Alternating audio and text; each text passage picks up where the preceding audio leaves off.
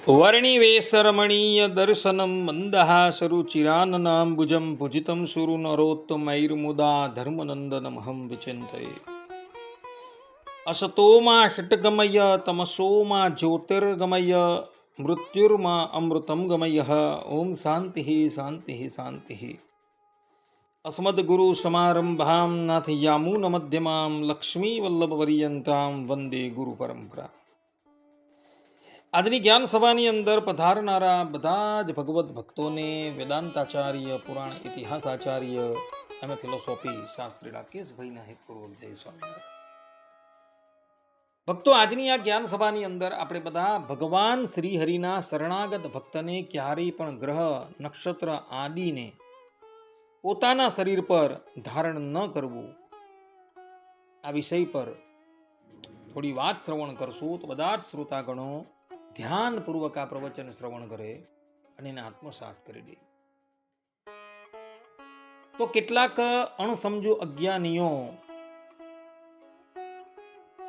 જેને પરિપક્વ ભગવાનની શરણાગતિ થઈ નથી અને જેઓ શરણાગતિની મહત્તા સમજતા નથી, એઓને જીવનમાં કઈ દુઃખ આવે તો એ દુઃખ ટાળવાને અર્થે કોઈક વ્યક્તિના કહેવાથી પોતાના શરીર પર ગ્રહ છે, નક્ષત્ર છે ઇત્યાદિકના નંગો ધારણ કરતા હોય છે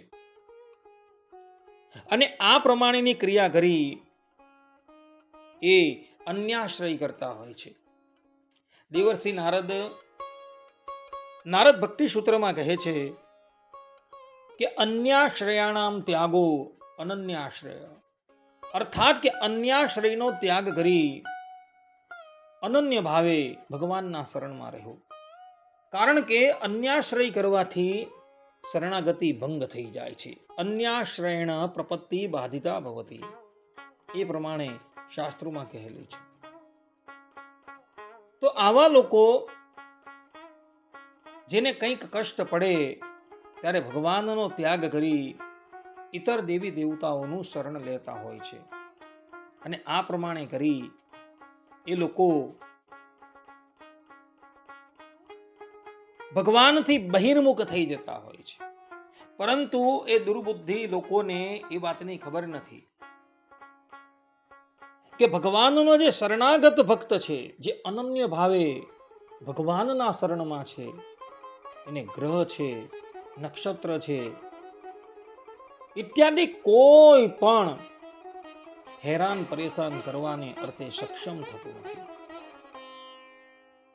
આ સંબંધમાં વિષ્ણુ પુરાણના તૃતીય અંશના 7મા અધ્યાયમાં મહર્ષિ પરાશર કહે છે કે ગ્રહા ન પીડામ કુર્વંતી હરિભક્તિ પરાયણમ નમો નારાયણાયેતી યસ્ય વાણી પ્રવર્તતે. અર્થાત કે જે મનુષ્યની વાણીમાં નમો નારાયણાય નો જપ ચાલે છે અને જે હરિભક્તિમાં તત્પર છે તેને ગ્રહો પીડા કરતા નથી. આ પ્રમાણે મહર્ષિ પરાશર કહી રહ્યા છે. પદ્મપુરાણમાં મહર્ષિ પુલસ્ત ગંગાપુત્ર ભીષ્મને કહે છે યન્નામ સ્મરણાદેવ ગ્રહ પીડા પ્રણશ્યતિ વિષ્ણોરિત્ય ખિલમ બ્રહ્મ સર્વ દુઃખ નિવારણમ. અર્થાત કે માત્ર ભગવાન વિષ્ણુના નામના સ્મરણથી જ ગ્રહ પીડા નાશ પામે છે. કારણ કે વિષ્ણુ સર્વ દુઃખોને દૂર કરનાર પરમ બ્રહ્મ પરમાત્મા છે.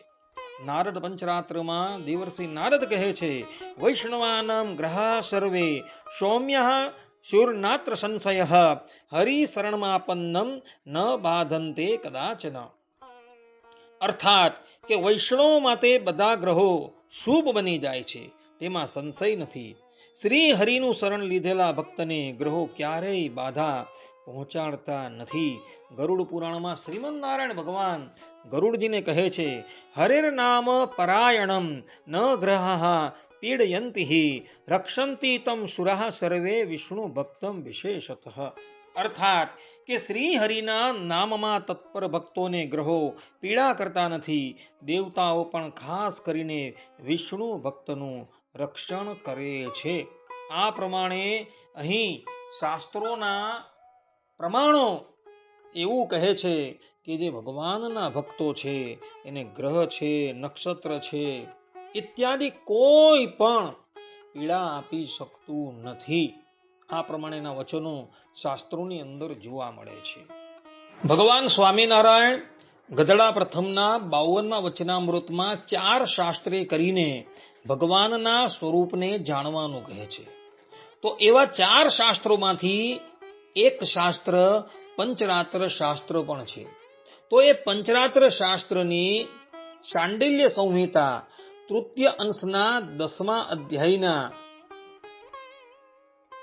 32 અને 33મા શ્લોકમાં મહર્ષિ શાંડિલ્ય કહે છે કે ભજ્ય ચિહ્ન પરિત્યાગશ્ચાન્ય દેવાંક ધારણમ તૃષ્ણિમ ભાવોપી સામર્થ્ય अपकृतो श्री हरे क्षमा. अर्थात कि भगवान के भजन के चिन्ह का परित्याग, अन्य देवता के चिन्ह का धारण, अपकार करने वालों के प्रति सामर्थ्य रहते हुए चुप रहना, उन्हें क्षमा देना, ये देवा अपराध है. કહેવાનું તાત્પર્ય અહીં એવું છે કે ભગવાનના ચિહ્નને ધારણ કરતો થકો અન્ય દેવતાઓના ચિહ્નને પણ જે ધારણ કરે છે એ તો ભગવાનનો મોટો અપરાધ કરે છે. એટલે જે લોકો શ્રીમન નારાયણ ભગવાનના શરણાગત છે અને શરણાગત હોવા છતાં પોતાના શરીર પર અન્ય દેવતાઓના ચિહ્ન છે, ગ્રહ છે, નક્ષત્ર છે ઇત્યાદિકના ચિહ્ન ધારણ કરે છે, એના નંગો ધારણ કરે છે, એ બધા જ ભગવાનનો બહુ મોટો અપરાધ કરે છે. આ વાત પેલા પંડિતમ મન્યમાનો ધ્યાનપૂર્વક શ્રવણ કરે કે જે લોકો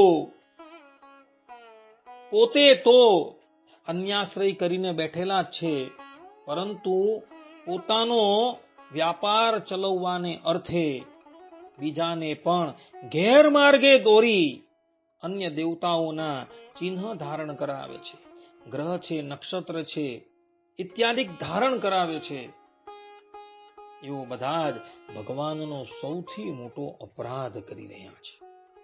માટે ભક્તો સિદ્ધાનમ એવા પરમબ્રહ્મ પરમાત્મા જે સંપૂર્ણ જગતના એક જ કારણ છે, જેવો થકી આ સંપૂર્ણ જગતની ઉત્પત્તિ થઈ છે, એવો જ સંપૂર્ણ જગતને સ્થિર રાખનાર છે અને એવો જ સંપૂર્ણ જગતનો પ્રલય કરનારા છે. તો એવા સિદ્ધાનમ એવા ભગવાનનો ત્યાગ કરી ભિક્ષાને અર્થે અન્ય દેવી દેવતાઓના દરવાજા ક્યારેય પણ ખટખટાવવા નહીં, કારણ કે આ એક બહુ મોટો અન્યાશ્રય છે. અને એટલે માટે દેવર્ષિ નારદ ભક્તિ સૂત્રોમાં કહે છે કે અન્યાશ્રયાણામ ત્યાગો અનન્યાશ્રય, અર્થાત કે અન્યાશ્રયનો ત્યાગ કરી અનન્ય ભાવે ભગવાનનું ભજન કરો. કારણ કે અન્યાશ્રય કરવાથી શરણાગતિ ભંગ થઈ જાય છે. અન્યાશ્રયણ પ્રપત્તિ બાધિતા ભવતી, એવું વિશિષ્ટાદ્વૈત વેદાંતમાં એક વાક્ય જોવા મળે છે. માટે પુનઃ કહું છું, પરમબ્રહ્મ પરમાત્મા શ્રીમન નારાયણ ભગવાનના તમે શરણમાં છો તો તમને ક્યારેય પણ કોઈ વસ્તુ કષ્ટ આપી શકશે નહીં.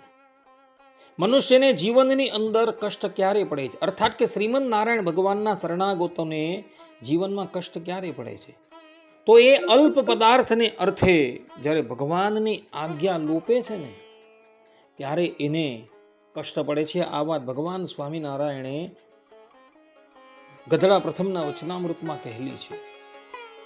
માટે જે લોકો ખબરદાર થઈને ભગવાનની આજ્ઞા અનુસાર વર્તતા હોય છે એને ક્યારેય પણ કષ્ટ પડતું જ નથી. કદાચ જીવનની અંદર તમને દુઃખ પડે ને તો ભગવાનની પાસે હાથ લંબાવજો, પરંતુ ઇતર દેવી દેવતાઓનું શરણ ક્યારેય પણ ગ્રહણ કરતા નહીં.